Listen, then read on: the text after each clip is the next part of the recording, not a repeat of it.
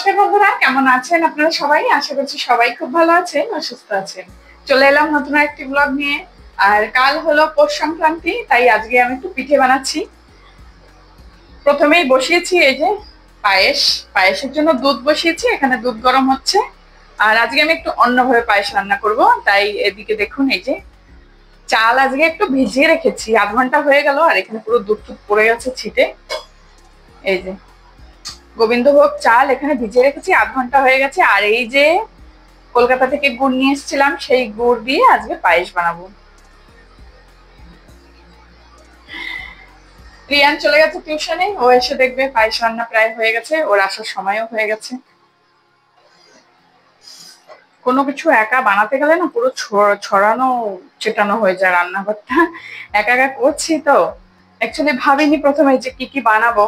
তো প্রথমে পায়েসটা চড়ালাম, তারপরে ভাবলাম এটা করি ওটা করি, কত কিছু মাথায় আসছে, তো একা হাতে অত কিছু করে পারা যায় না। তো প্রথমে এখন একটু এই হাজব্যান্ড নারকেল একটা ছুলে দিল, মানে কুড়ানি রয়েছে তবুও হাত দিয়ে চাকু, এটা করতে থাকলে কি অন্য কাজও সাথে সাথে করা যায়। আর কুড়ানি নিয়ে কুড়াতে বসলে অনেক দেরি হয়ে যায়, তার জন্য এইভাবে করে নিচ্ছি। মিক্সিতে একটু ঘুরিয়ে নেবো, তারপর ভাজবো। তো ইচ্ছা আছে একটু পাটিসাপটা করার জন্য, দেখি কতদূর করতে পারি আর কি। তার জন্য ওদিকে পায়েস হচ্ছে, আগুনের আঁচটা কমিয়ে রেখেছি, ফুটতে থাকুক ততক্ষণ এই নারকেলটা ছাড়িয়ে নিই। গুড় তো কাটাই রয়েছে, নারকেল ছাড়ালেই তারপর নারকেলটা ভাজা বসিয়ে দেবো।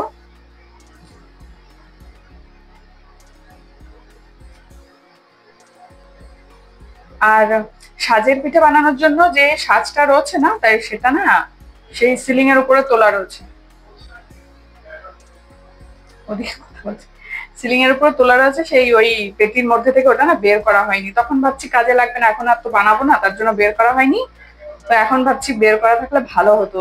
তবুও যদি সময় পাই সাজের পিঠে বানাবো, কিন্তু কড়াইতে বানাবো আজকে। এক্সপেরিমেন্ট আর কি, এসব করতে করতে এক্সপেরিমেন্টও করা হয়ে যায়, খাওয়াও হয়ে যায়। কাটা হয়ে গেছে, এই কটাই করে দেখি। ধুয়ে নেবো প্রথমে।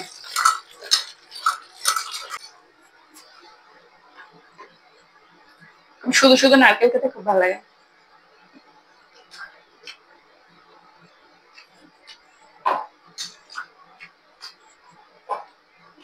একবারেই হয়তো হয়ে যাবে।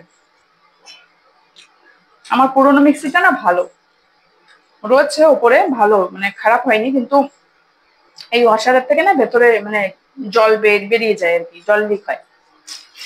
মিক্সিটা ভালো, এটা ব্লেডটা ধার নেই। এখন পিষে নি। এদিকে পায়েস হয়ে গেছে, এখন গুড় দিয়ে দেবো। গুড় দেওয়ার আগে একটু ভয় লাগে, কেটে যায় নাকি সেই টেনশন।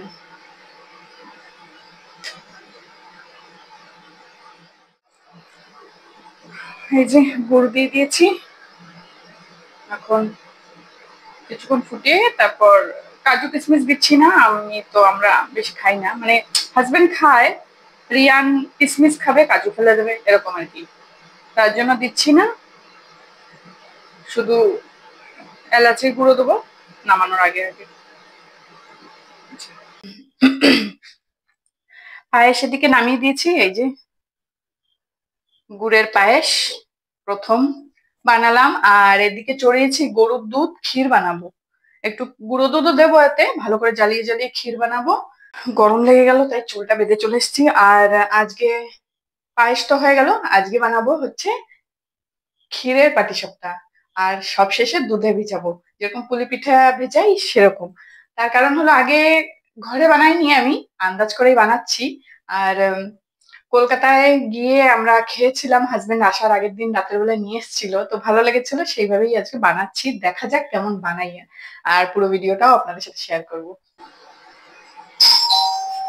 আরে খোলা। এখন পাটিসাপটা বানানোর জন্য এই যে ভালো একটা ব্যাটার বানিয়ে নিলাম। হাফ কাপ চালের গুঁড়ো, হাফ কাপ ময়দা, আর পরিমাণ মতো লবণ, আর একটু চিনি দিয়ে দুধ আর জল দিয়ে ভালো করে একটা ব্যাটার বানিয়ে নিয়েছি পাটিসাপটার জন্য। আর এদিকে ক্ষীর হচ্ছে, এই যে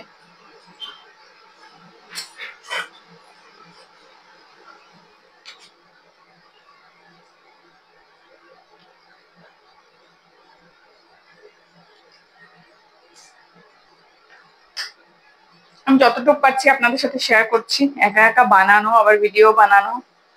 রিয়ান মাত্র চলে এসছে, এখন ওকে বললেও করবে না, কষ্ট হয়ে গেছে।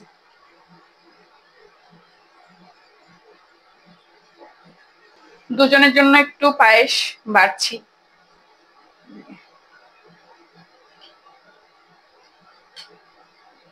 রিয়ানও চলে এসছে, রিয়ান আর রিয়ানের বাবার জন্য খেতে লাগুক।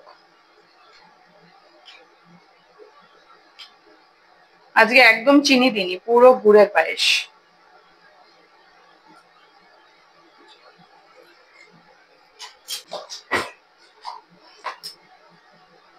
নাও দুজনে,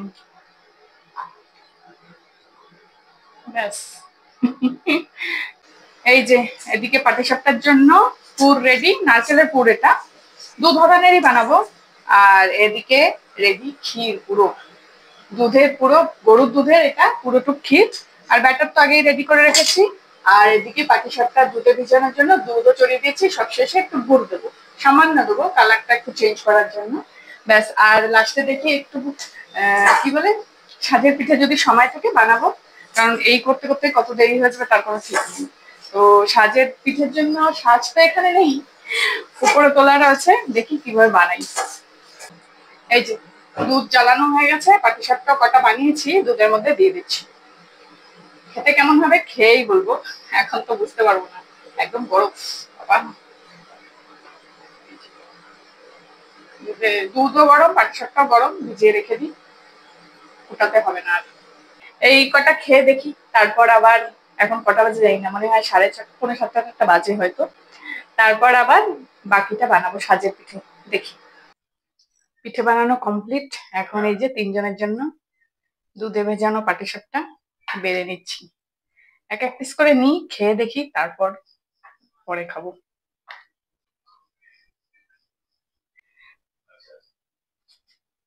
ছিঁড়ে যাচ্ছে, এত বেশি বানিয়ে ফেলেছি না। এই হলো। আর পায়েস আমি এখনো খাইনি, বাকি দিয়েছি, এখন খেয়ে দেখি কেমন হয়েছে।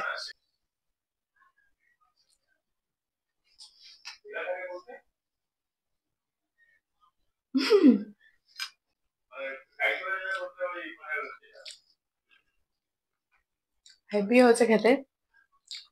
সবাইকে বলি শুভ পৌষ সংক্রান্তি, সবাইকে আমার পুরো পরিবারের তরফ থেকে। এখন আমরা গিয়ে পিঠে খাই। কালকে আর সাজের পিঠে বানাইনি, আজকে এখন আবার বানাচ্ছি। এই যে কাল ওই বানিয়েই ব্যাস, আর কিছু বানাইনি। আর এখন আবার একটু এই পুলি পিঠে বানাচ্ছি। এতগুলো বানানো হয়ে গেছে, এই নারকেল রেখে রেখে দিয়েছিলাম, এখন এটা শেষ। বানালে শুদ্ধ পুলি বানাবো আজকে শুধু, আর কিছু বানাবো না।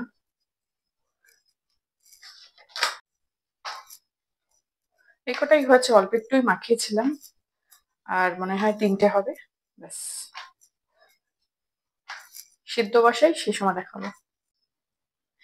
এবছরের সংক্রান্তি আমাদের এইভাবেই কাটলো, পিঠে বানালাম, এই যে আপনাদের সাথেও শেয়ার করলাম, তিনজনে মিলে খেলাম। আর গঙ্গা মেলা ছিল আজকে, কিন্তু আমরা কোথাও যাইনি, তার কারণ হলো আজকে আমাদের বাড়িতে কাজ চলেছে। তো কি কাজ চলেছে সেটা আপনাদের সাথে পরে শেয়ার করব। আর আজকের ভিডিওটি এখানেই শেষ করছি, সবাই ভালো থাকবেন, সুস্থ থাকবেন, দেখা হচ্ছে আপনাদের সাথে আবার পরের ভিডিওতে।